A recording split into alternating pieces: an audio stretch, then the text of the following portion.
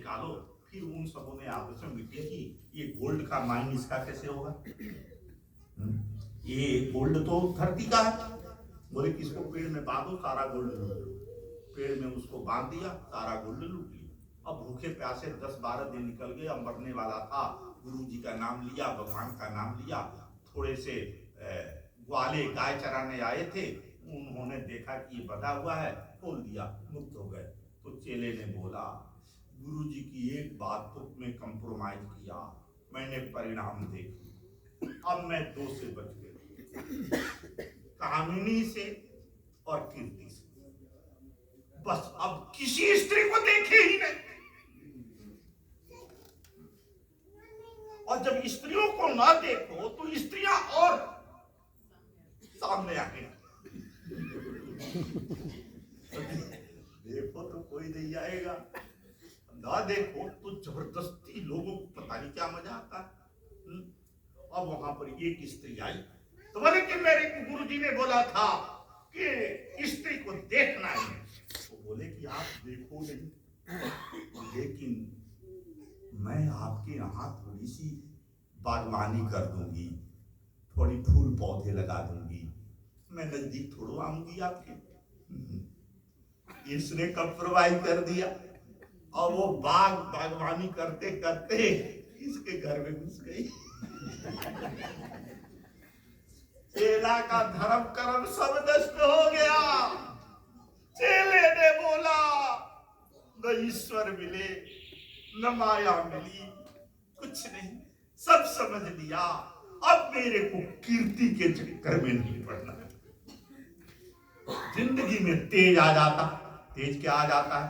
जैसे आप संयम से रहो, नियम से रहो, तो आपको हीलिंग पावर आ जाएगी। ये अमेरिका में भी हीलिंग बहुत चलती है, इसको ये लोग फेथ हीलिंग बोलते हैं। इंडिया में पुराने जमाने में दवाई कम खाते थे, लोग फूंक मारने चले जाते थे। और आपको पता होना चाहिए, सूरत में बहुत पहले एक आया था पाकिस्तान का, वो फूंक मारता था। क्यों, ये याद है ना आप लोगों को?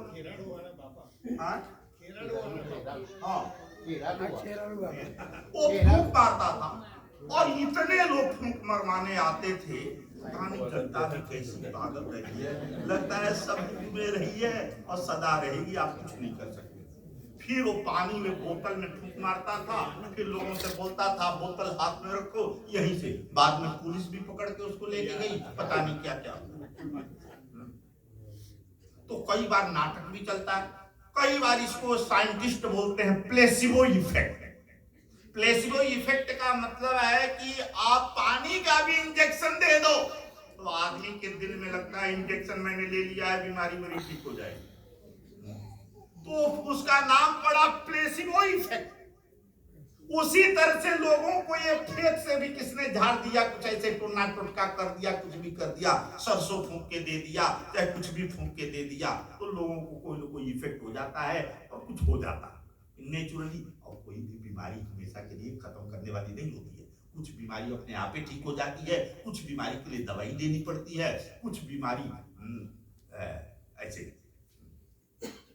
तो उन्होंने बोला कि महाराज में तेज आया, उनमें हीलिंग शक्ति आ गई, उसमें इतनी शक्ति आई, आशीर्वाद देने की, भजन करने की ताकत।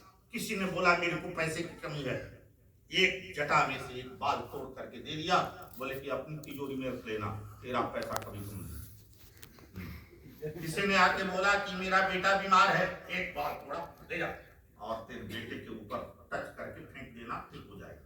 ठीक हो गया। गाँव वालों ने विचार किया कि बाबा इस तरह से सारा बाल तोड़ के दे देगा तो हम लोगों के लिए तो कुछ रहेगा ही नहीं। सारे गाँव वाले इकट्ठे होकर के सारे बाल तोड़ दिए, तो गंजा कर दिया।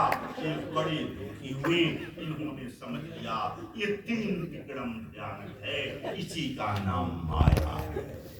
माया, माया को छोड़ना बड़ा कठिन है। भगवान की कृपा हो तब माया छूटती है, नहीं तो माया कहीं न कहीं से पकड़ ही लेती है।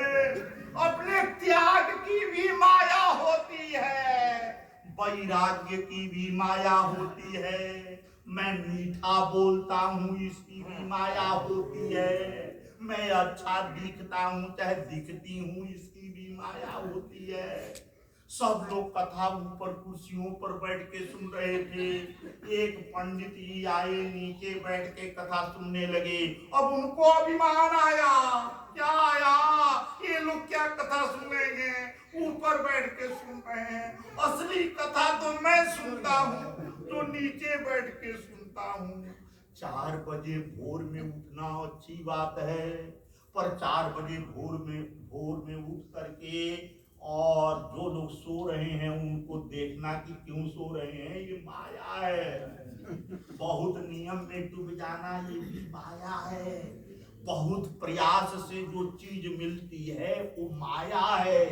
ये माया की गति छाया जैसी, पकड़ चले तो भागे और पीठ फेरियो भाग चले तो पाछे पाछे धावे। माया छाया जैसी है।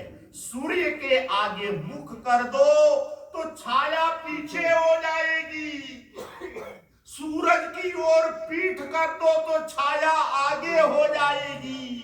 छाया को पकड़ने के लिए जितने दौड़ेंगे आप जिंदगी भर दौड़ते रह जाएंगे, कभी भी पकड़ ना पाएंगे।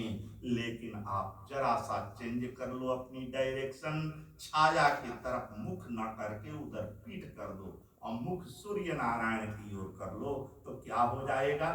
इसलिए सूर्य की ओर दौड़ने लगो तो यही छाया पीछे पीछे दौड़ेगी। इसलिए इसको बोला व्याख्या में, माया की गति छाया जैसी, पकड़ चले तो भागे और पीठ फेरी जो भागी चले तो पाछे पाछे धावे। ये माया है। माया भी तीन होती है।